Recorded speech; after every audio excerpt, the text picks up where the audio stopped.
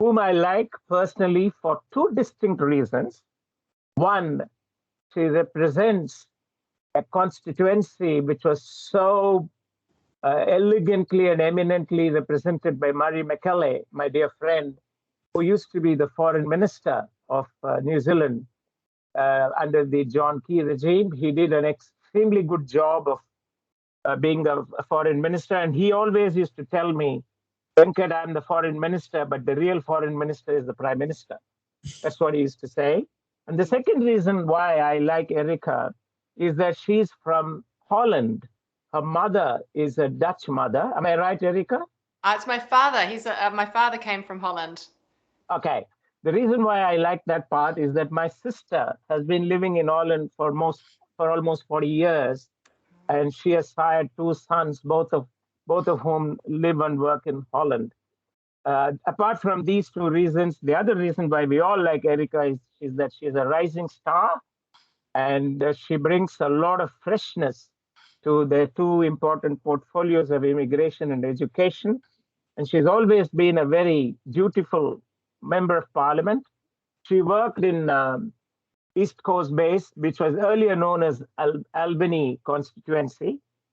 She was in the MP support team, along with her sister, if I'm not mistaken.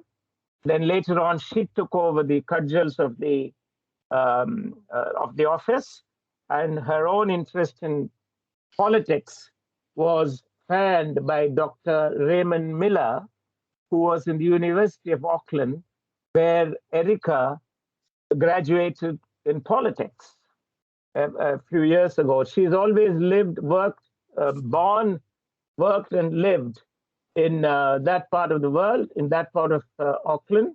I think she lives in, where do you live, Erica? In Okura. It's a little She known. lives in Okura with her husband and two children.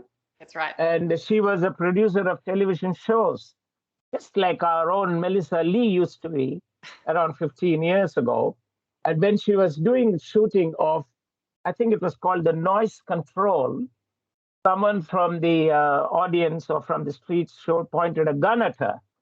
And she braved all that. And then after having done a number of television programs, she thought that it was time to enter politics. And the right moment came when Murray McKelley retired. And in 2017, Erica became elected member of parliament for East Coast Base. So that means this is her third term in parliament. And by the way, the constituency that she represents has been with National Party since 1987. So it's been long innings. And Erica has been very vociferous in the past few months, especially since she was promoted from rank 25 to rank number 7 when Christopher Luxon announced his own lineup of portfolios. So that's why I say that she's not only a rising star, she's a shooting star. And we welcome you, Erica. You will find us very simple people. We are very straightforward and honest, and we have no frills attached. And we look forward to working with you, not just this afternoon, but throughout your upcoming campaign. So please feel free to be in touch with us. And we also will, obviously, we will keep on troubling you from time to time to get your views. With that, Rashna, before we ask Erica to give her opening statement, could you please introduce the group and then lay down the ground rules? Absolutely. Over to you, Rashna. Thank you very much, Venkat. Erica, very, very impressed with what I've just heard. I have been reading upon you, but Venkat has given me an insight that I haven't read before. So I have to say I was totally impressed. And, congratulations. You will be the rising star, and I wish you every success. Thank you so much for being with us today. Unlike, I'm going to just mention to our members. So we have as a guest today, Erica Stanford, National MP from East Coast Base and National Spokesperson for Immigration and Education. Erica, this is a joint discussion co-hosted by the Indians Living in Auckland, which is a Facebook group of 48,000 members. and the Indian Newslink newspaper and its readers. So good afternoon to you, and we're absolutely delighted to have you with us, Erica. And thank you for having made the time to address this discussion. And if you don't mind, may I call you Erica? Oh, please do. Thank Please you. Just to introduce our group to you, Indians Living in Auckland is a Facebook group, and we represent the largest group of the Indian community in Auckland. 48,000 members and growing every day. We receive a large number of member requests every single day. We considered the voice of Indians living in Auckland.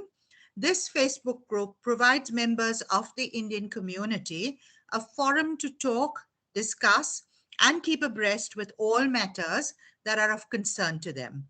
This group also provides members with a live platform to ask the questions that are relevant to them and raise issues of concern. It keeps members updated on relevant news and views amongst the Indian community and what is happening in New Zealand. It also gives them the opportunity to be heard and provides them with a collective voice. We hold these live discussions once every month with an important guest, and that's why I said we're very honored to have you with us today. And this is done, of course, in collaboration with the Indian newspaper and its very versatile editor, Mr. Venkatraman. Before every live discussion, Erica, we throw the floor open to our members and ask them to send us their questions. And we pick up the most frequently asked question. And, obviously that's the one that, is of concern to everybody. So Venkatji, over to you now.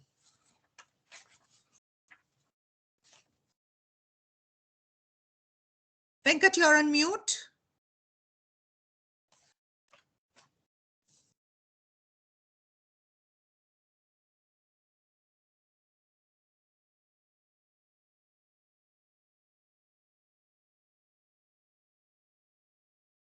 Can't hear you yet, Venkat. Venkat, can you unmute yourself? Yeah, done. Yeah, can you hear me now? Yeah. Yes. Got you. Yeah. Erica, before I ask you to make an opening statement, I just want to tell you that the questions that we received, some of them were very pointed questions. So we tried to mellow them down as much as possible, because so that you get the gist of the question and you're able to answer it in the proper perspective.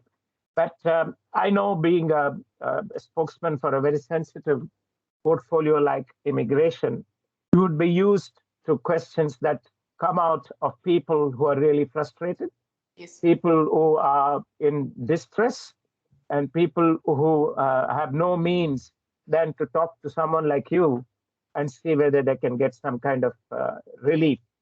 So with that, may I ask you to please give us an opening statement? Thank you, Erica.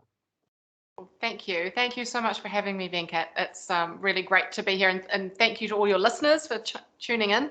I'm really pleased to be here. There's a lot going on in the immigration space and in other areas of politics as well, but I guess a lot of the questions we'll get today are from people who are feeling pretty vulnerable, anxious and stressed out about the situation that they're in. So I'll give you a little overview of what's going on at the moment. You've done a great job. It felt like it was a This Is Your Life, an episode of This Is Your Life flashing before my eyes with that wonderful introduction. That was very kind. Thank you. I guess I just want to start by saying I asked Judith Collins for this portfolio. As you mentioned, my father is from Holland. I'm the daughter of an immigrant. I was brought up hearing stories of how they migrated here and the struggles that they had. They didn't have any English. They had no money.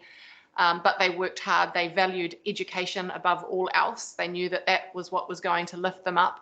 And even though my father didn't have any English as a 5-year-old at school, he did his very best. And like so many migrants here, he made his way in this country, worked hard, provided for his family, and impressed on me those values of hard work, making sure that you get a good education, but also giving back to your community and society as well. So I'm very lucky to have fantastic parents, and also, like I say, the daughter of a migrant. So it was against that backdrop that I asked for this portfolio, and I asked for it for a number of reasons.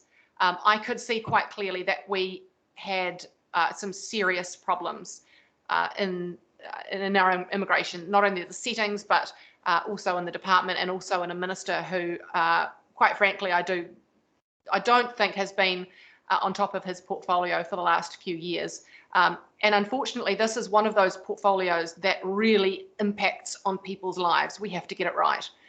You know, we constantly talk about wanting the best talent from around the world, but unless we have the best to offer, we're not going to attract that best talent. And at the moment, there are other countries who are doing a far better job of attracting talent. I mean, for a start, paying more, and that's always been the case for New Zealand. We haven't always paid the same, but we had other things to offer. But unfortunately, that's disappeared. We've got long queues, split migrant families. You know, people can't leave the country and come back in again because of our closed borders. We haven't been able to have grandparents reunited with grandchildren. I mean, there's just so many problems that we've had, and it's not all been caused by COVID. We have had a crisis that's been building since about 2017 with very long queues, and have caused people who have come to this country in good faith on the understanding that they would have a pathway to residence, and if they worked hard and if they paid their taxes and they were a good contributing member of our society, that we would honour our side of the bargain, and that hasn't happened. And there are a lot of people in distress, even with the Residence 21 expedited program. So there's still a lot to be done, and there's a lot of problems on the horizon that we'll no doubt get into today. But I wanted that portfolio because I could see, if you take New Zealand's population, if you look at our declining birth rate, our aging population, we've got a looming crisis on the horizon in terms of our workforce. You can see it now with lack of access to immigrants to come in and fill key jobs. But not only that, we've got this declining birth rate and aging population, and we are going to rely on skilled migrants from around the world. And we have to offer something that no one else can. And we have to have a welcoming country that values migrants, that doesn't blame migrants for our problems that frankly we create by ourselves, that we're open and welcoming, and that we have an immigration system that is smooth and can be depended on, and it gives people some form of certainty when they decide to make what is a life-changing decision to move countries to live somewhere else. So there's a lot to change, and our economy, our productivity, our future is going to depend very much on not only migration, but also on educating our own population. So there's sort of two parts to my portfolios.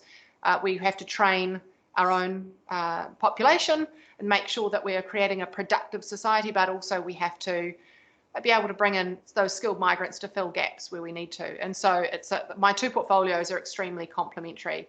So I was very lucky to pick up education at the end of last year. But I'm very passionate about immigration. I have travelled the country and done many public meetings and spoken to hundreds and hundreds of migrants in all sorts of situations. And the one thing that always strikes me is that the people that I meet are hardworking. They care about their families. Most of them contribute to their community, either through their church or volunteer organisations. These are wonderful people, and we've been treating them pretty poorly for a number of years now, and that has to change, and I'm up for that challenge. So I guess I'll leave it at that, my introductory remarks about why I want this portfolio and why it's so important, and I'm happy to answer questions to the very best of my abilities. Thank you. Thank you, Erica. Can you hear me? Yes, I can. Yeah. Erica, you must be one of the very, very, very few politicians who asked and got immigration, because hardly anyone wants immigration. I have known from both sides of the fence people who have been thrust this post of immigration. Perhaps you're one of the few to have asked for that post, and you've got it. I hope you never say, I should have been careful what I wished for. No, I know, but the reason I've already outlined why I wanted it, but I can see why people shy away from it. It's very technical. There's a lot of immigration instructions, immigration law, and it can get very technical and very difficult to understand. But I was lucky enough, as you said, to work for Murray McCully for a number of years, and a lot of the cases that we dealt with were immigration related, so I had a pretty good understanding of it already. But I've surrounded myself with very smart immigration agents, lawyers, sector bodies who are all feed into me information that I need. So I'm not doing this on my own. I am surrounded by some incredible people like Katie Armstrong, who you would have seen probably on the news, who's also an incredible advocate for migrants. So absolutely, yeah, right. Thank you, Erica. Rashna, over to you. Thank you very much, Venkat.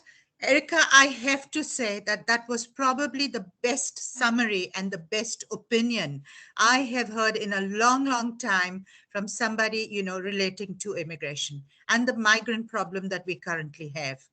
Very impressed with it. And I can certainly say immigration is going to be in the right hands when it comes to you. Thank you. Erica, going on to my questions. Now, if you were to become the next Immigration and Education Minister, what would be the 5 things that you would do during your first 30 days in office? Well, look, in immigration, and it is going to depend very much on where the minister goes this year, because he is about to do his immigration reset. And I guess the thing you don't want to do is come in and flip everything on its head, because the one thing that migrants want is certainty.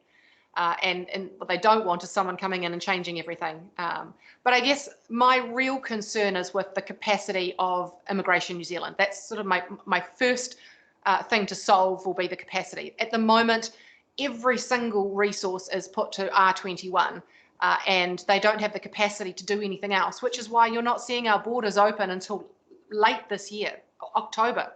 They can't process any visitor visas until October.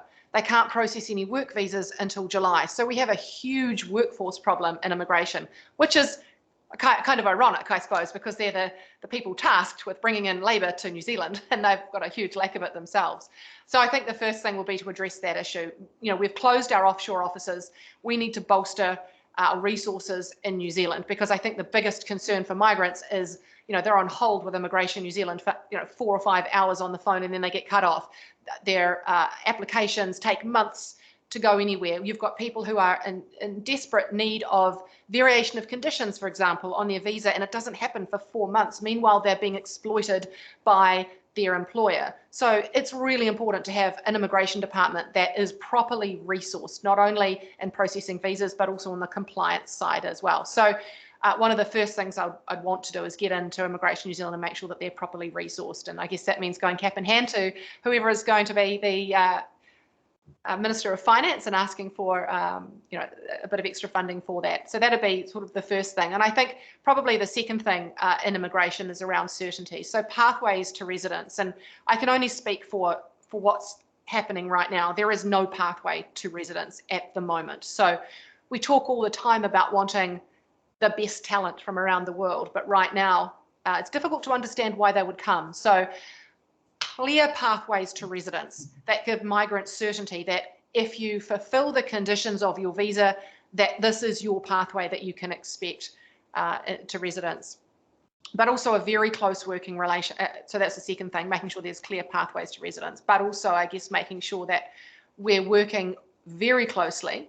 And I guess one of the first things I'll be doing is going around, if I haven't already before I become a minister, it's going around every single one of the sector groups and saying, right, how do we have a skills shortage list that actually matches our skills shortages in New Zealand? We've got a skills shortage list that hasn't changed much in a long time, and it tends to be who yells the loudest. But I think we need to put in place a system that accurately reflects where those shortages are, and that is feeding in with chambers of commerce, with sectors, but also getting data from places like Seek. You can quite easily see where the gaps in the market are if you bring all of that information together, and I don't think we do that very well. We need an immigration department that's responsive to the market and not slow and clunky.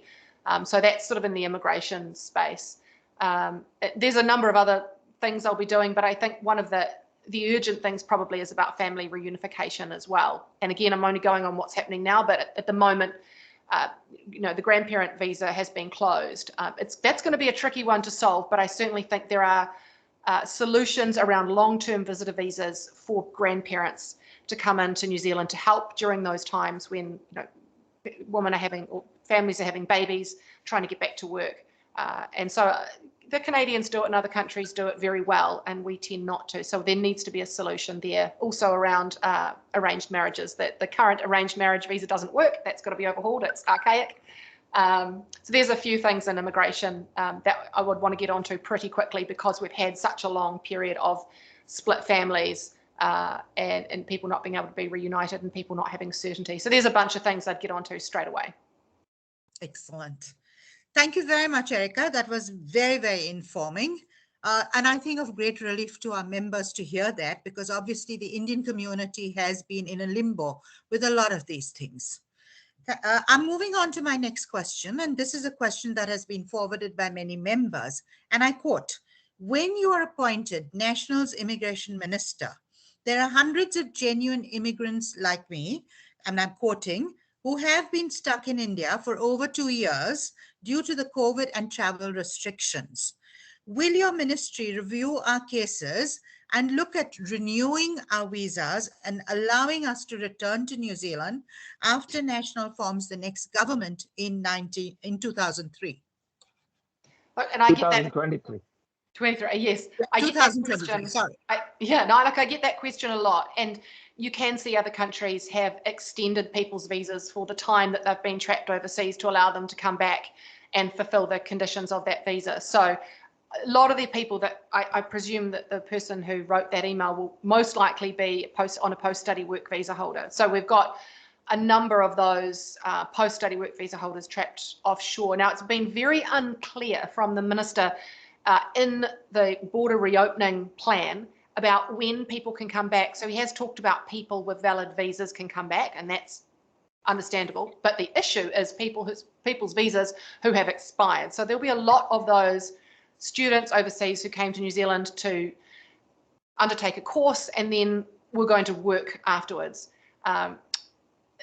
Obviously the government have completely ignored them. They've been silent. We've had a number of calls saying, well, what are you going to do about this? Are you going to extend their visas? And I've said a number of times publicly, and I'll say it again, I always assumed what he would do was let their visas lapse and then say to them, well, you can apply for a new visa to come back.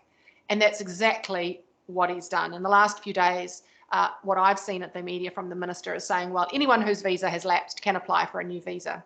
The problem for a lot of these migrants is, well, we might not be able to apply for a new visa because you're about to change all the conditions. So the difficult thing for these migrants who are stuck offshore is the fact that the new plans from July onwards, and I've had a few leaks out of, so you heard it here first, but basically it is going to be you have to earn at least the median wage unless you're part of a sector agreement. And that is going to be tough for a lot of those post-study work visa holders who came to New Zealand, undertook study, and aren't always able to walk into a job. You know, being a migrant, it's hard to walk into a very well-paid job straight away. You need to get some New Zealand work experience, and that is what the post-study work visa was about. Now, we've heard nothing from the minister about what he's going to do, or even if he will continue to have post-study work visas in the future. So I know it's a long-winded way of saying what I expect is if this minister is going to carry on with post-study work visas, then there is no reason why he shouldn't renew the current people, the people whose visas have expired overseas, and let them come back. If he's not going to ever allow another post-study work visa, if he's going to get rid of that category, then that throws up some big problems. And the issue I've got is that it's very well for me to say, yes, we should honour their visas and let them come back. But the key is, and I know these people want a pathway to residence. And coming back on a post-study work visa, as a post-study work visa holder, is unlikely to give them a pathway to residence, given what this government is about to do in lifting what you need to earn and the points you have to have in order to get residence. And so I don't want to come on your show and say, yes, when I'm the minister, I'll extend their visas, because we might be in a situation where we bring them back and then they have no pathway to residence, and that's just not fair. There needs to be some intermediary. I think that actually the minister and I probably need to sit down, or he won't agree to this, but he needs to understand that we've got thousands of people stuck overseas who had valid visas, who came here on the promise that they could fulfill the conditions by working after their study, and what we're going to do about that. Because it's all very well to say, yep, come back, but if they don't have a pathway to residence, that's not fair either. They will be literally stuck here. Maybe they can work for a couple of years and then they'll be required to leave, and that's not fair either. So there needs to be an intermediary step where we take these people and say, well, what are we going to do about them? Are we going to allow them access to R21? Are we going to allow them some form of pathway to residence if they come back? And that's the question, because it doesn't matter what I do, and if I'm the minister in 2 years' time, that window will have closed. The issue is now. What are we going to do with them now? And the minister hasn't given a good answer. Just saying they can apply for a new visa, it's not realistic, because that it is going to, some will be able to go on a visa, but many won't, and that's the problem. So it's a tough one, and not one that I can say, this is what I do to magically wave my wand, because the problem is now, and the minister has to do something about it. Absolutely agree with you. And obviously, this concerns a lot of members within our community. It is an issue that is discussed, that is, caused a lot of grief. And obviously, you've got some solutions that really make sense. So, thank you very much, Erica. I move on to my next question. And I think you've partly answered that with your previous answer, but I'm still going to put it to you. In some of your recent interviews, you have been critical of the Labour government over its immigration policies. What important changes will you make when you're the next immigration minister? And Venkat, do you have anything to add to this question? Actually, one of these questions that came to me was a little more pointed. It said that Erica has trashed the current government for its immigration policies. So will she be able to take things out of the trash and then bring back some life into immigration? One of the things, Erica, just leading on from the previous answer, is that not all people who are stranded overseas were on postgraduate visa. There are a number of them who are actually on work visas. They left the country for some reason or the other, and because the borders closed, they have lost, perhaps some of them have stand the risk of losing their jobs. They've got rented homes, they've got vehicle loans to pay, they've got a whole lot of issues to contend with. So not all of them are students. We'll try our best to put some sense into the current immigration minister, but as the future coming in minister, would you have that sense to revive those who are on actual work visa and not a student visa? You can answer that along with this question. Yeah, absolutely. Look, I guess the key again is depending on their circumstances. I mean, if they've got if their visa is still valid and their job is still open, then they are able to come back under the border reopening plans that have already been announced by this government. Then I guess the issue becomes if their visa has run out or their job is no longer open. And as per what the minister has said in the last little while, he expects them to apply for a new visa and have a job.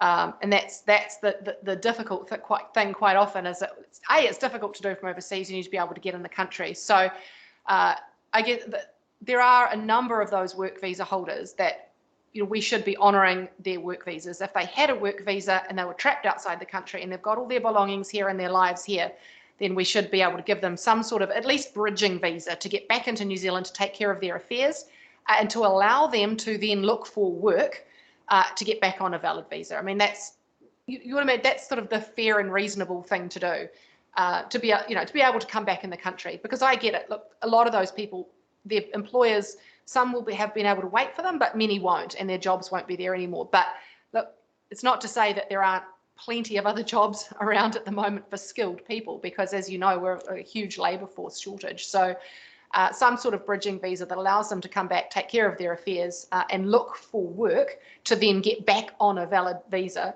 would be the fair and reasonable thing to do, in my opinion. Thank you very much. That was a very, very honest answer, Erica, and probably what most people do want to hear, because we've had very tragic stories being sent to us of people having gone just for 4 weeks and then being stuck overseas for a long time, losing their jobs, and still being stuck with the bills here and being stuck with their belongings being here and their jobs going as well. So, they're stuck in a situation which is like no man's land. They don't know what to do. And, hopefully after hearing this, it brings a lot of hope to a lot of people. Yeah, well, it's a pretty unfair situation for them to be in. Absolutely, absolutely. It's created, a situation that people never ever imagined they would find themselves in. And thank you so much for, the honesty with which you've answered this. I'm moving to my next question. The parent. Sorry, Sorry. Rashna, I don't think Erica answered your other question, question number 3. Has that been answered? What was that? What changes would you make? Yeah. Yes. I think she mentioned about, anything on that, Erica? Yeah, well, look, there's a number of things that I mentioned earlier, and I can go into a bit more detail, but look, one of them is the culturally arranged marriage visa. That does not work. It was a solution that was announced by the Prime Minister to a problem that actually Immigration New Zealand caused for themselves. We had a perfectly good situation where immigration were realizing that people were in genuine relationships but couldn't fulfill the living together requirement, and were just issuing visitor visas for people to come here and prove their living together requirement until they got rid of the queue. There's a big long story behind it, but Immigration New Zealand caused the problem themselves, and the government came in with this fix of a culturally arranged marriage visa, which has a huge decline rate because it's based on very traditional, what I understand, and you can correct me if I'm wrong, but very traditional understanding of what a culturally arranged marriage is, not what a modern culturally arranged marriage is. So either we need to do one of two things: upgrade that culturally arranged marriage visa to more accurately reflect what an actual culturally arranged marriage is today in today's world, or go back to the situation which was working relatively well, which was just issuing general visitor visas for people to come to prove their relationships here. So that absolutely has to be sorted out, in my opinion. And potentially on the back of that, we also need to start thinking, in a modern world, why are we still asking for people's proof of living together as part of their relationship? And I think that's something that needs to be investigated. It's a very archaic way of looking at things. People have all sorts of different relationships, and for cultural reasons, religious reasons, they don't live together. And some people just actually have partners who live on the other side of the world, and they meet up every now and then around the world, just because. And we have these strict conditions where we say you have to sell your house, quit your job, move overseas, live with them, and have a lease and buy a car together, and then we'll say it's genuine. Like, they're just these ridiculous rules. I think we need to be a lot more flexible. So that absolutely needs, overhauling. And I think actually, funnily enough, the Greens agree with us on that. So there are actually a number of policy areas where the Greens and National agree on these sorts of things. So it has to be looked at. So there's the two things that I want to get stuck into straight away, which I'm saying those things because they resonate, I would imagine, with your listeners. Thank you. Rashna, sorry. Erica always says that the color of her blood is blue with a tealy green. Am I right, Erica? Yes, that's right. That is right. I'm an environmentalist at heart. Yeah, Excellent. that's right. Thank you. May I move on to my next question, Venkat? Yeah, please go ahead. Lovely. Now we're going to talk about the parent visa category. And of course, this is of great significance to the community. Culturally, we always grew up with the idea that, it was our duty to look after parents in their old age. Elderly parents have been left back home since this, category closed down. And as a result, people had to sort of go and visit them every year to be able to, keep abreast with what was happening with them. There were medical issues, there were financial issues, and all that stopped when, travel stopped because of COVID. So, for me personally, my mother died when COVID started and I couldn't travel to India. Oh, so this is very, very real for a lot of us. And we've all been through this, as a community, as a group of people, as migrants. Probably, every migrant that comes here also has family back home, and in most cases, parents. So which is why we want to ask you, the parent visa category was discontinued by National when your party was in government in 2015. Will you revive this category and allow us to bring our elderly parents to New Zealand? And this is, a question that came from a lot of members. They also want to know if National would look at and consider a long-term parent visa in line with what most other countries are doing. If it requires a bond, some sort of surety, I'm sure, a lot of parents here or, children here, elderly adult children would want to look at. So are there going to be any alternatives that you can suggest instead of just a flat no? Well, that's already what we've been looking at, and I've been looking at what happens overseas. Look, I've heard the calls from so many people, and I look at my own situation and how much I rely on my parents, who are constantly looking after my children because we lead such busy lives, and I don't know what I would have done without my parents when my children were born. So, I think most cultures have such an important bond with their parents, and there's those important duties, for grandparents. Well, hopefully I can do that one day when I've got grandkids. And it's important that we keep that bond. And if you go back to what I said earlier about if we want to attract the best migrants and we want the best, most productive, amazing people to want to come here, we have to offer something. And if you can go to Canada or Australia and have long-term visitor visas for your parents, and have, and you're better paid, and it doesn't take so long to get your visa, and all these other things, why would you choose New Zealand when we lock out people's grandparents?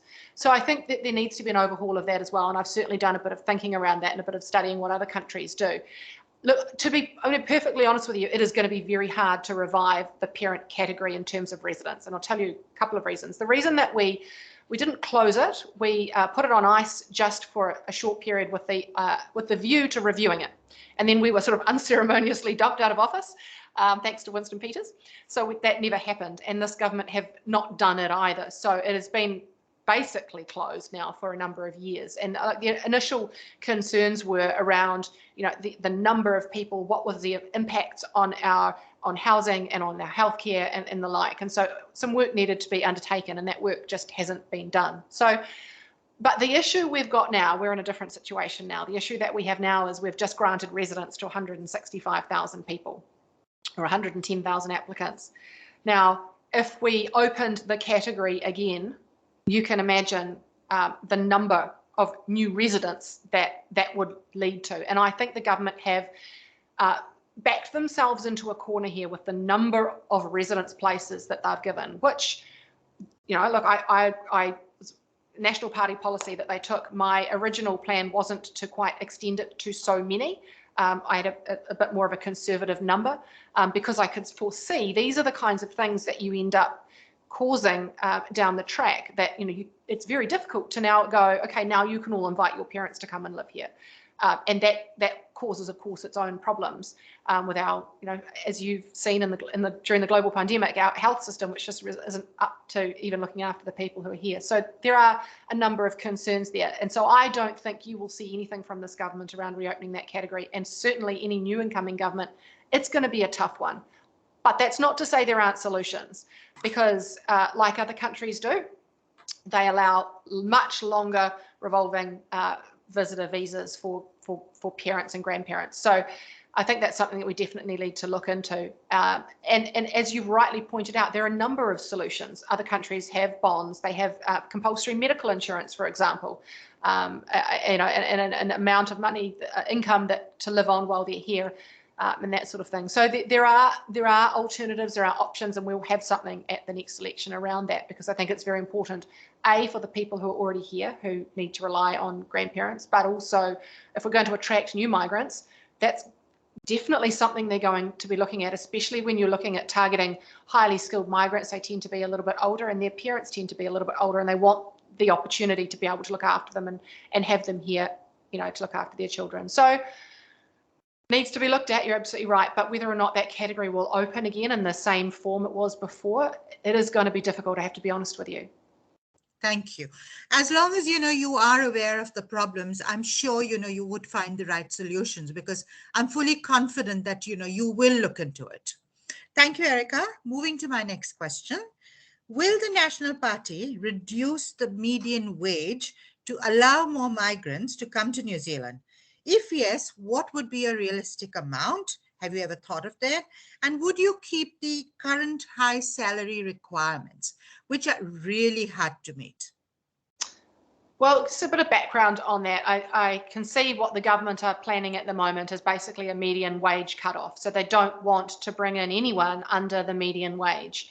And you'll see this announced from the minister in the coming weeks. But what they will have is going to be a sector agreement or a list of what they're calling green jobs, which allow people to earn less than the median wage if it's in a sector that we desperately need people. And look, you know, I have to be fair, the minister doesn't always get things wrong. Sometimes he gets things right. And I think he's generally on the kind of the right track. I would certainly do things differently. We do need to make sure that we're bringing in, you know, highly skilled migrants that can command a good wage in this country. But we also need to be realistic. There are a number of sectors in regions across New Zealand that will not be able to meet that median wage in their sector or in their region. And it doesn't mean to say that we don't need workers there. So what's going to be very interesting is, and what this government like to do is control everything. And I can see what they're doing with immigration is they're going to try and control it. They're going to try and pick winners. Which sectors, which jobs, which regions can have workers that aren't paid the minimum wage? And they will very tightly control that themselves. But my concern is that when you let the government pick winners, you always end up going down a pretty treacherous path, should I say. So what they're also looking at doing is picking losers. They are looking at restricting different sectors from being able to employ migrants at all. And I have heard that hospitality, for example, may end up being on that list. And that's of a real concern. Our tourism industry and our hospitality industry are incredibly important to our short-term and long-term, economic success. And, you know, when we invite people back to this country, we need to have workers. We can't rely on working holiday visa holders who come and go and flip and come in and out.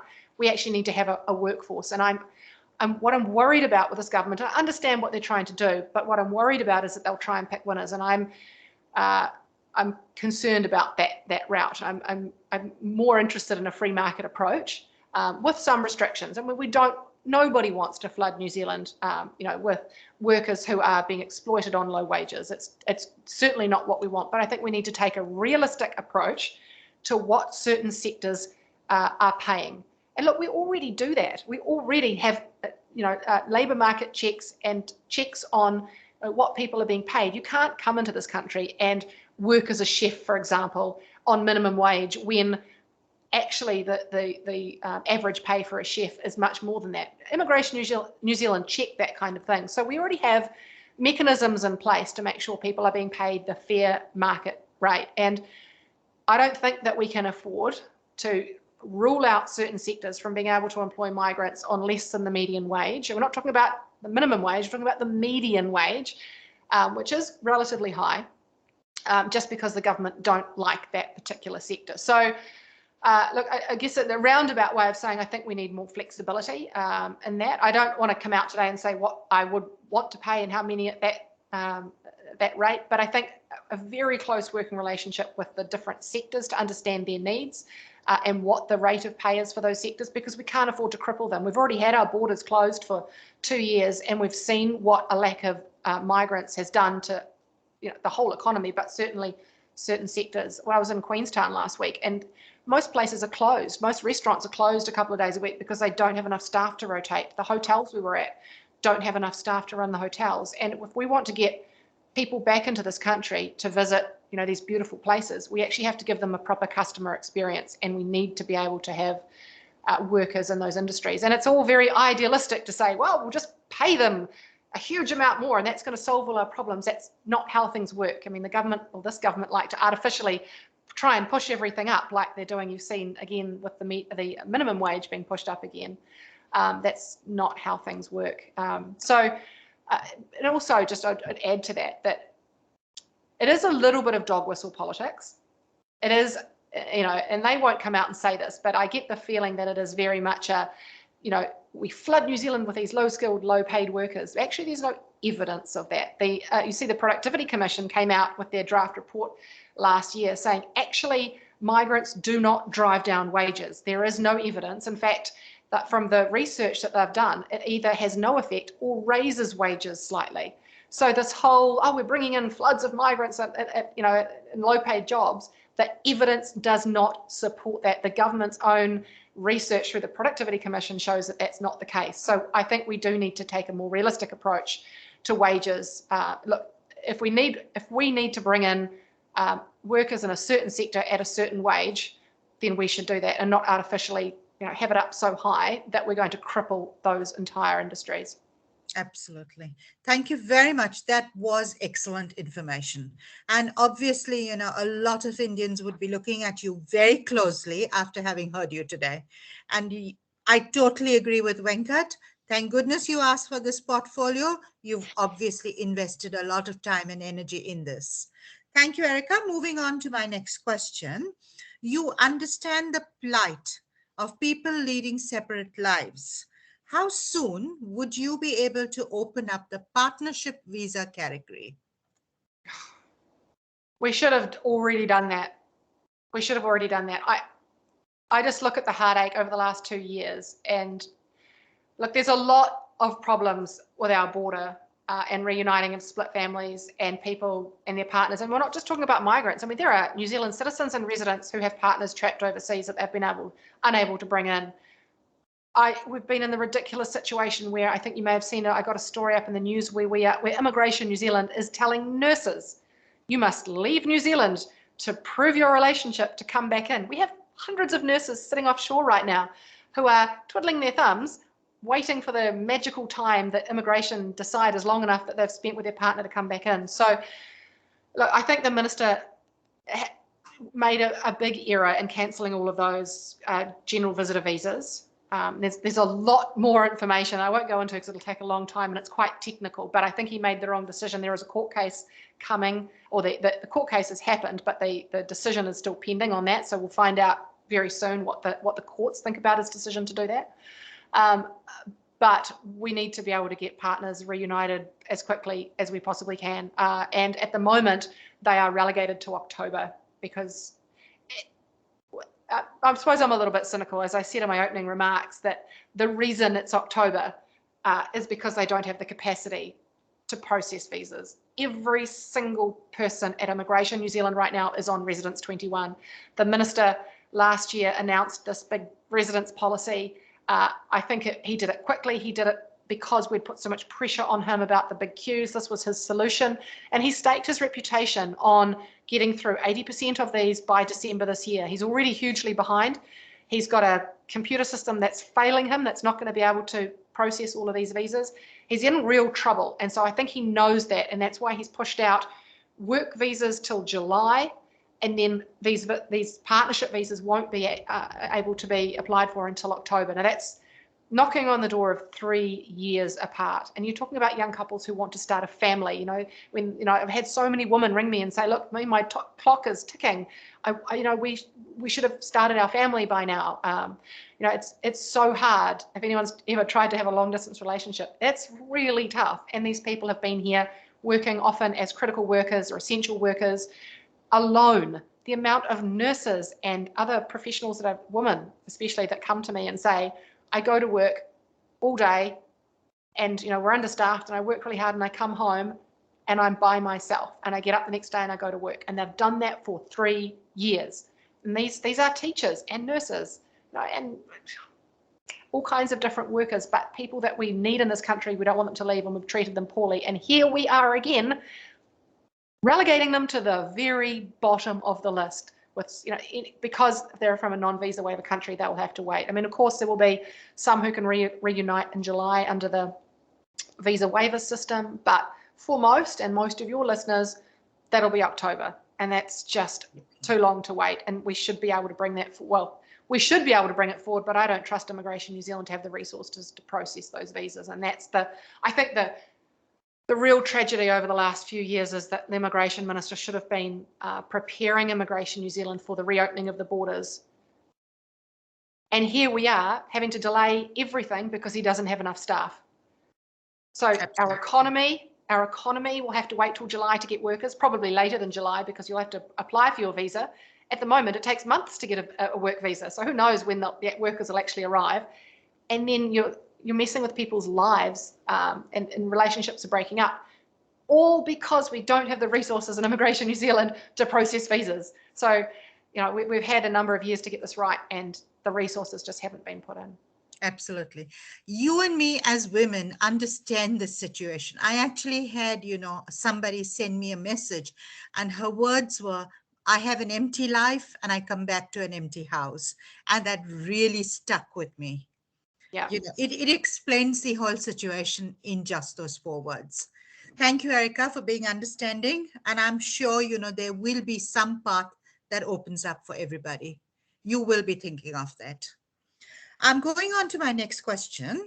Will the National Party provide amnesty to overstayers who have had to stay on due to travel restrictions? What would you allow them to legalize their stay? That's a good question, and I often get the amnesty question, and I've always pushed back on a general amnesty for people who've been here for years illegally. Look, I think that it's not that difficult to stay legal in this country, and for people who choose to come in and become illegal for many years, look, I don't have sympathy, and I would not be in favour of an amnesty for those people. I think that there are so many migrants who come here and abide by the rules and do the best that they can under very trying circumstances with immigration. Let's be fair, it takes them a long time quite often to get visas issued, but they do so in the correct manner. They abide by the rules and the laws, and I don't think it's then fair to say to all those people who chose not to, oh, well, you can have a one-off amnesty. And we've done that before in the past, and what happened was the number of people illegally rose after that because they all thought, well, we'll get another amnesty. So I just don't think we should be rewarding people who don't abide by the conditions of their visa. However, you are talking about another interesting conundrum for people where they've come here and haven't been able to leave. And I think immigration, to be fair, have tried to keep as many people legal as they possibly can. And they did so for a long period of time. And, you know, from my dealings with the people I deal with at Immigration New Zealand, they were pretty lenient in terms of reissuing visas for people to keep them here when they could see that there were no flights and that there was no ability for people to go home. But to be fair, there has been an ability for people to go home who needed to go home because their visas had run out. There has been that ability to travel. And the people who potentially haven't is because they just want to stay here.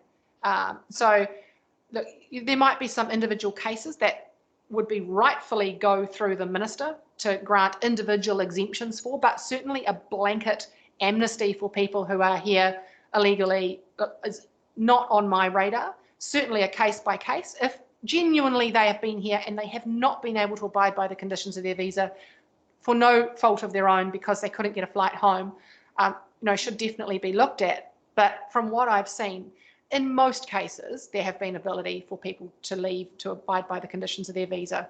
And there will be some individual cases of potentially people who are older who haven't wanted to put themselves at risk. And those cases, generally, Immigration New Zealand have continued to issue visas for. So it's always just a matter of getting back in touch with immigration and saying, look, this is the situation.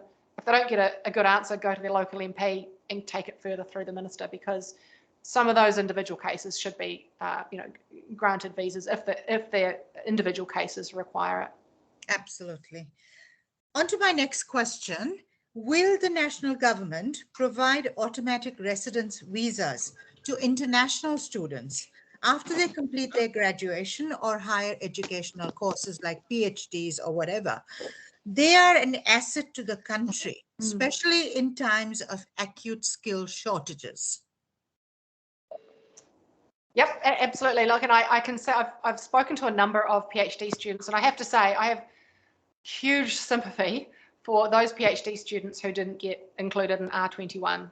I look at some of the incredible work, I've spoken to a number of them, the incredible work that they do. I've tried to get stories up in the media about it, but with all that's going on, they keep bumping my stories. But I've spoken to so many of them who are doing incredible research and who will go on to be amazing people and create so much employment and be highly productive people in our economy. And when we look at one of New Zealand's biggest problems, it's our productivity disease. We work longer hours for the same amount of money that they do in Australia. We've had this for a really long time, and the way that you get through a productivity crisis is that you educate your people, but you also bring in highly educated people from overseas to help with our productivity issues. And so PhD students are a prime example of that. I don't think there's actually a need to give them. I think they should have been included in R21. I'll say that straight away, and I've said that all along. They should have been included.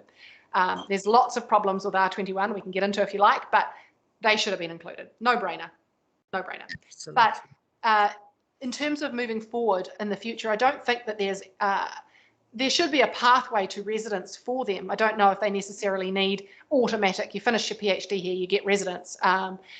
There should be some pathway, but for most of those people, part of the fact that they've even got that degree gives them so many points, and the fact that they will have been working during their PhD, because they all do have full-time work rights, you're pretty much there. You'll have New Zealand work experience, usually in pretty, relatively well-paid jobs, and you're usually quite young.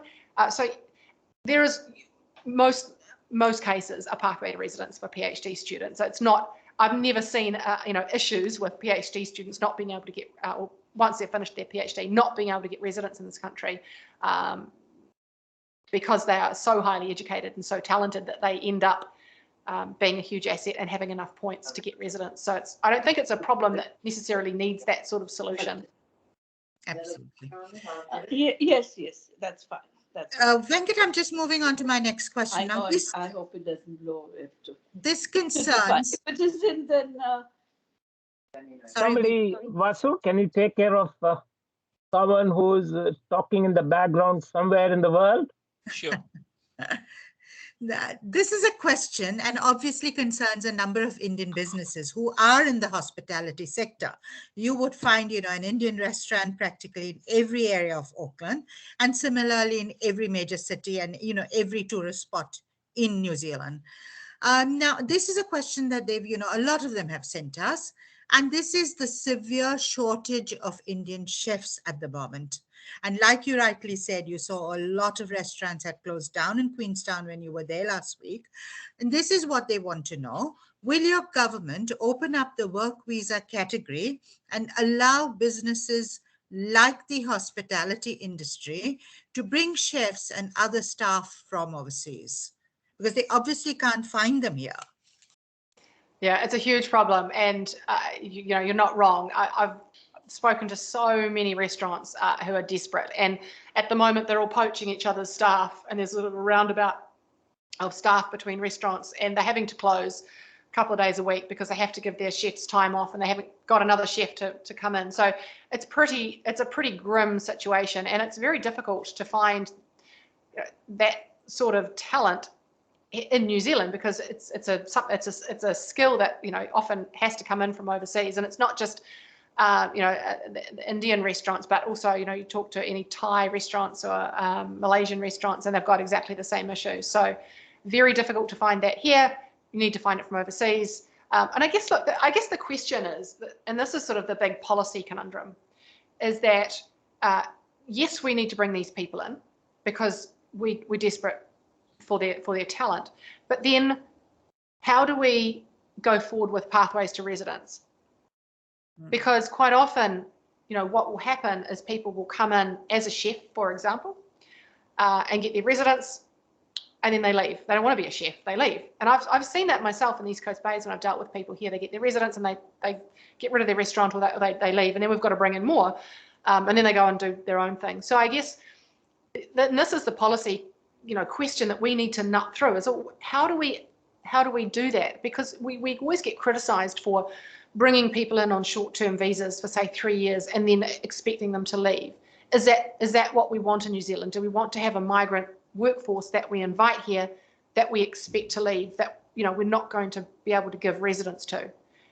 Because if you look at the residents at the moment, you're going to require at least minimum wage. You're going to require probably some form of higher education, and there'll be a number of other point requirements as well. Now, is a chef going to meet those requirements? So what do? Do we have a short-term labour force that we say, come and leave? Is that what we want? We have to have an honest conversation about that. Do we want to have pathways to residence for these people? Is there something else we can offer? So if they've been here for so many years and paid a certain amount of tax, does that give them a pathway to residence? Because you might very well find that a chef is not going to meet the points requirement to come in under the accredited work visa system. So these are the things that we need to nut out. So later this year, I'm going to be holding a policy forum, inviting sector groups, chambers of commerce, people who are very talented immigration lawyers and immigration agents and people in the different sectors to come in and just nut through all this. What do we want New Zealand to look like? How do we want to arrange our affairs in terms of migrants? Do we expect everybody who comes here to have a pathway to residence, or do we want to have a temporary migrant workforce that are expected to leave after a number of years? So those are the kinds of things that we need to have honest conversations about, and that I want to discuss later in the year. I've got my own sort of views, but these are the conversations we have to have. Because you're absolutely right. We need these people here, but we have to treat them fairly. If we bring them in, should we have a pathway to residence for them, or do we expect them to leave? Absolutely. That's the question. Absolutely. And you very rightly put it, once they've got the residency, what's the guarantee they're not going to leave that job? So, do we keep bringing in more people? What is the solution? Yeah, look, it's not fair to keep people trapped in a job their whole lives. If you're become a citizen or a resident, you're free to go on, and lots of people leave and open their own businesses and then employ people and are very successful. It's not to say that they go on to do, go on the dole. So we don't have, hundreds of thousands of migrants who come here and then go on the dole. That doesn't exist. They usually go on to do other amazing things themselves. So, it's just probably a bit of research needs to be undertaken, and a bit more thought given to exactly Erica? what the situation. Erica, may I refer you sometime? If you like, I can forward something to you. I lived in Bahrain for a very, very long time. The entire GCC countries, they have a very tight immigration system. Yeah. For the last maybe 70 to 80 years, there was not even free movement of labor. If someone wanted to switch jobs, they required what they called a release letter from the current employer. But last week, Bahrain introduced a revolutionary system of immigration, whereby they have done away with this so-called bonded labor. There's freedom of movement for immigrants from one job to another, and they're also now promised permanent residence for categories that are considered essential to the economy. Now, if a Gulf country, which is very tight on its immigration regime, can do that, that means obviously there is a crisis for human resources. And we in New Zealand will face worse if we do not wake up to it. I'll come in the end, I will have one question from a very important reader later on to you. But this is something that you may want to look when you have your policy forum later this year. No, you're absolutely right. Let's make a couple of comments on that. I think this government's thinking is trapped in the past, and potentially others are trapped in the past as well, where we think that everybody wants to come to New Zealand and that we're this amazing place that's going to attract all these incredible people, and that we'll have our pick of migrants. Every other country in the world right now is in the same situation we are, trying to attract highly skilled migrants, and they're in much better positions to do so than we are because they can pay more, they've got better conditions, better ability for movement and the like. So there is a worldwide war on talent, and we don't have the tools to fight that war at the moment. We're just resting on our laurels thinking, and I keep hearing this from the Minister of Immigration, Chris Farfoy, keeps saying, oh, we're going to attract these people here. We're going to set this median wage, and that's how we're going to attract. That's not an attraction, that is a condition. The attraction for people to come here is how we treat migrants, how easy it is to get through our immigration system, the certainty that you have when you get here, the ability to leave and come back again, the ability to be reunited with your family.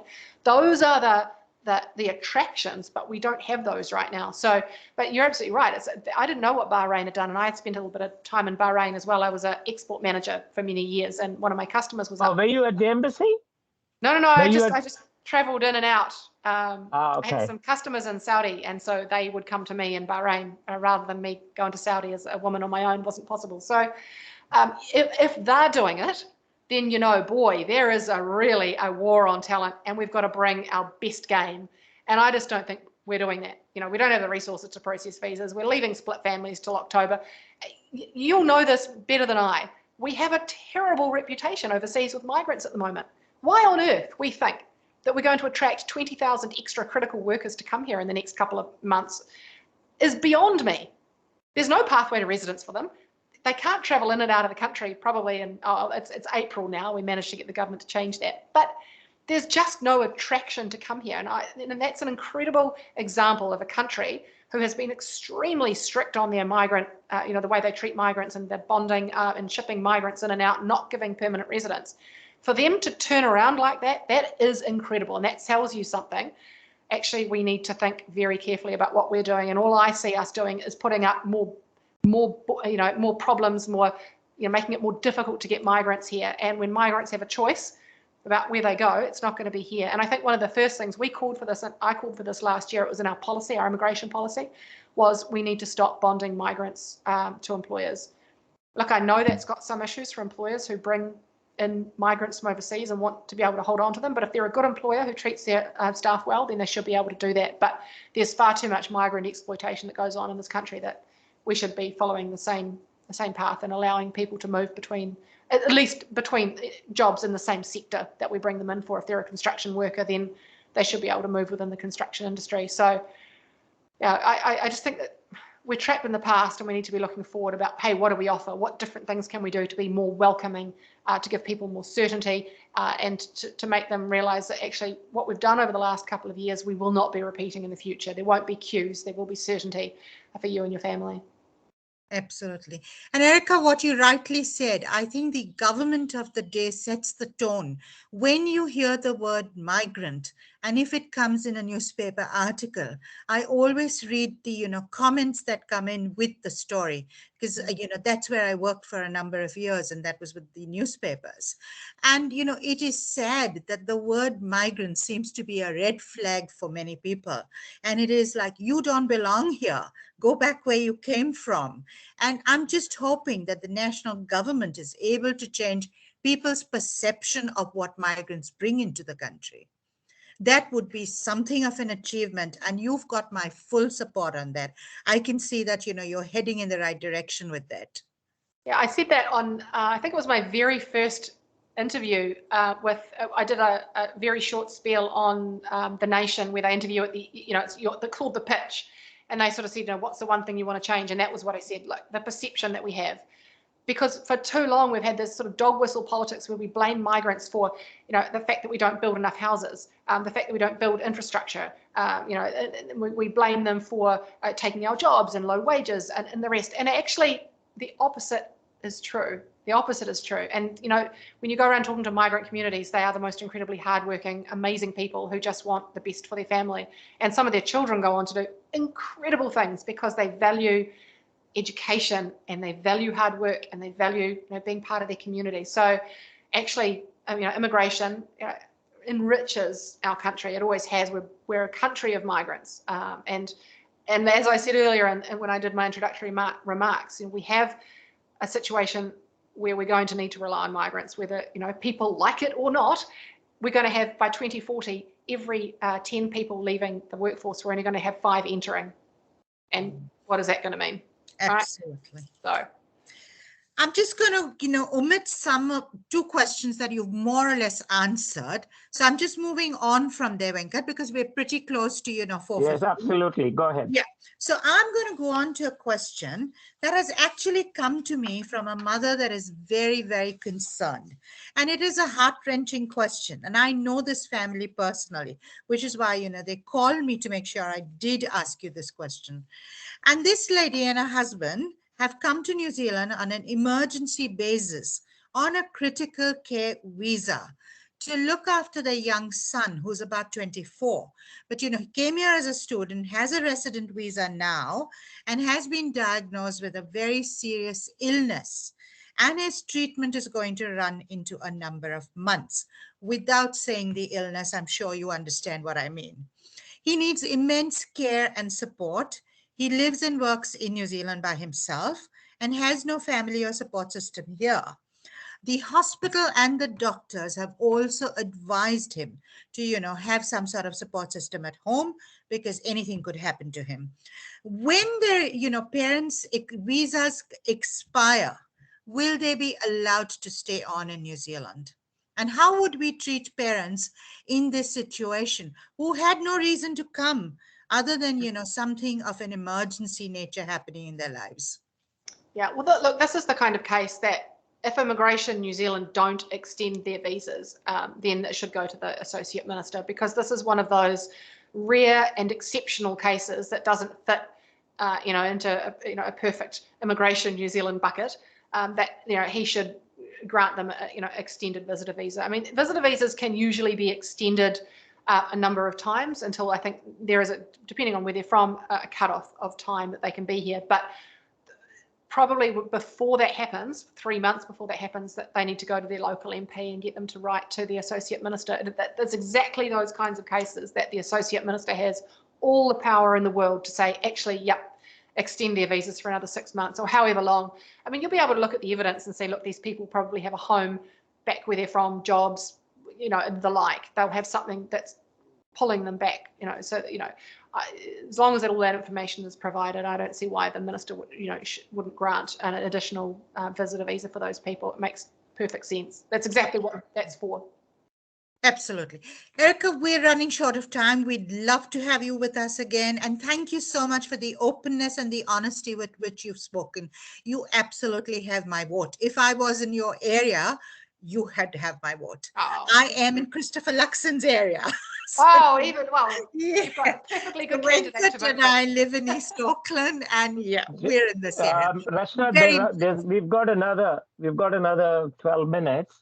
Okay. If there is any question on education, because Erica also handles the education portfolio, you could still ask, because we've got 12 minutes. Lovely. I will. I do actually have a question, Erica, and we haven't touched the education portfolio at all. And this is from, parents, and it's again come from within our members. So I'm talking of Indian parents who put a very high price on, good education. A lot of us, and me including, have come here for the sole reason of giving our kids a lovely education. And, most of us have been able to achieve that. My son's overseas now and doing extremely well, just like, you said a little while ago. And this is, where, he went through the Cambridge system. I was extremely impressed with the kind of education he got here. And now, what are your views on the NCEA system? And would you look at re-establishing the Cambridge system of education so that it puts you on par with what the rest of the world is doing, makes it easier for you to enter a foreign university or go overseas and study if you wish to and you qualify to? Great question. Now, I just want to start by saying, look, I've only had the portfolio for a very short while. But in saying that, I've been visiting a number of principals and different organisations, and I've been reading up quite a bit on New Zealand's place in the world when it comes to education. And one of the things that concerns me is the fact that we're slipping. So regardless of what sort of NCA or IB or whatever you're doing at high school, there's something going on in our primary schools and our intermediates. And when I look at some of the reports and when I look at some of the evidence, and not just our international rankings, but actually our own standards in New Zealand, and we've got rid of national standards, but we still do our own testing in New Zealand. When you look at that, we are failing our kids. We are failing generations of kids. We have kids exiting high school with level 2 NCEA that still don't have the required levels of numeracy and literacy, and yet they're still gaining NCEA. I've just finished reading the Royal Society's maths report chaired by Gavin Martin of Massey University, and my lecturer. He's a very smart, wonderful man, and who wrote a very, very good report. But it is sobering. One of the points that he makes is maths and the ability to have, a reasonable level of maths is one of the key indicators to your mobility in life. And most children are 18 months to 2 years behind curriculum, and he makes the point in his paper because he was tasked to look at the maths curriculum and what's wrong with it and why are we failing our kids, and his answer was, it's not the curriculum. Curriculum is not the problem. The problem is the kids aren't at the curriculum when they should be, and it's getting worse and worse. And when I talk to principals of high schools, they say to me every year the standard of numeracy and literacy we get from kids coming through intermediate is dropping, and it has dropped significantly in 20 years. And that matches very closely with what you can see in the international data. New Zealand, we used to be at the top of the OECD for numeracy and literacy, and we've slipped quite significantly. Now, the government make all sorts of noises, say, oh, well, you can't look at international comparisons, it's not fair. But even if you just look at our own performance, we've slipped. Not even in relation to other countries, we've slipped. And our own New Zealand-based assessments that we do, we have slipped.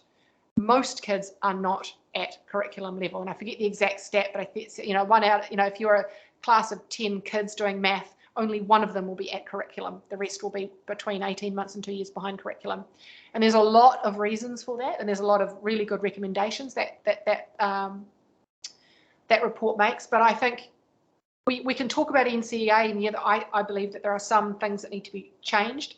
But I think what's happening, the reason that NCEA is failing us is because NCEA is being dumbed down, because the level of students that is coming through, their level of numeracy and literacy is reducing. And so what we're doing at the top end is reducing the requirements.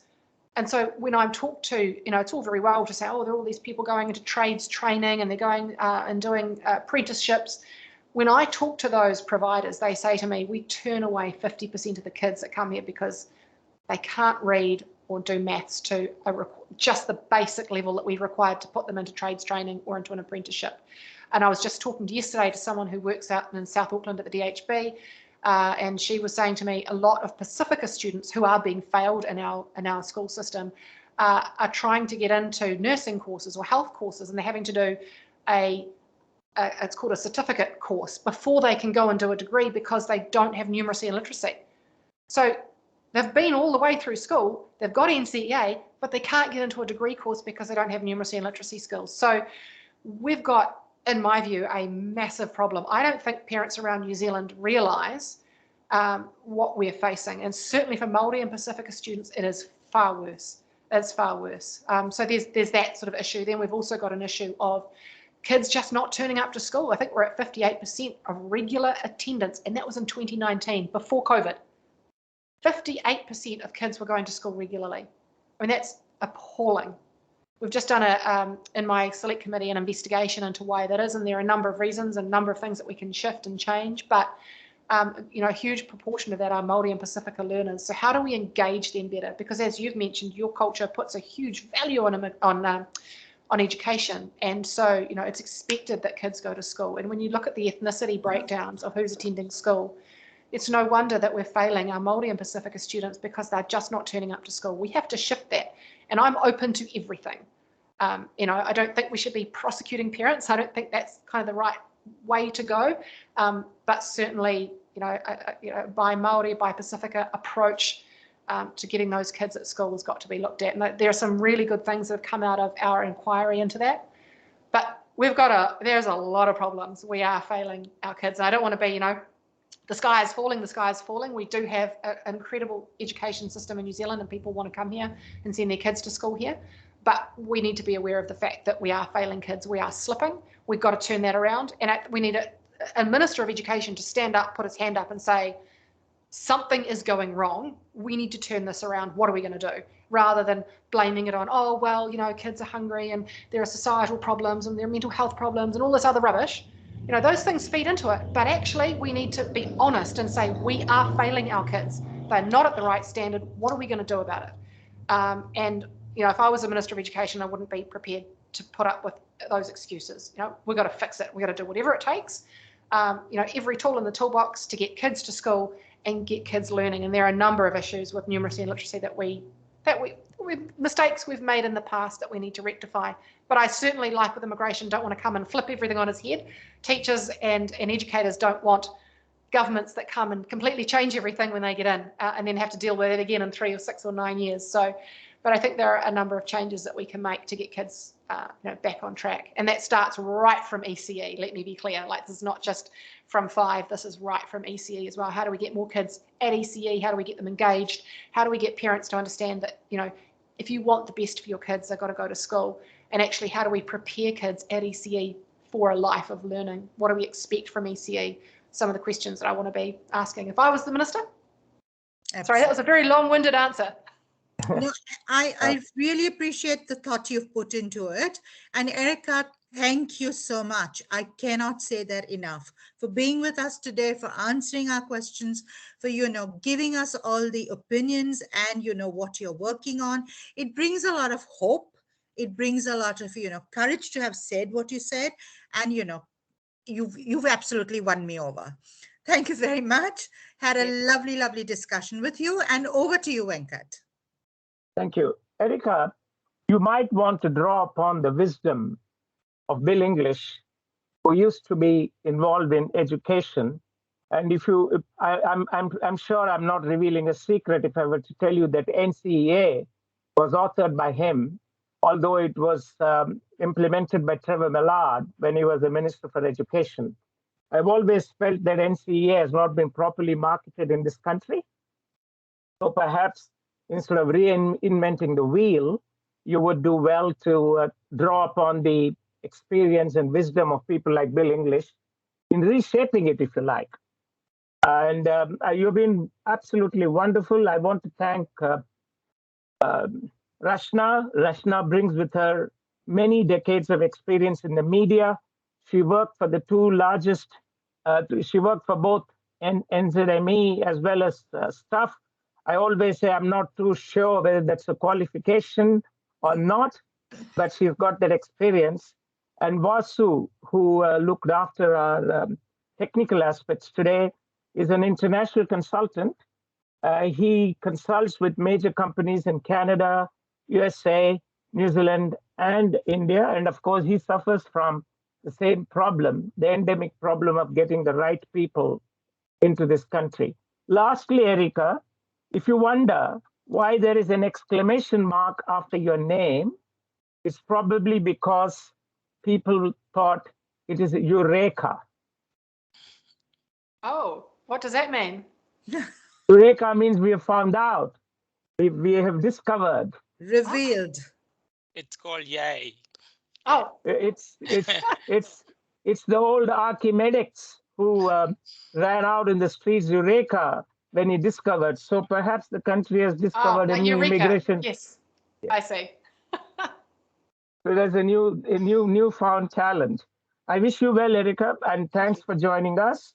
And many thanks to hundreds and hundreds of people who have been part of this discussion group today. I want to acknowledge Paul Patel, President of the New Zealand Indian Central Association from Palmerston North.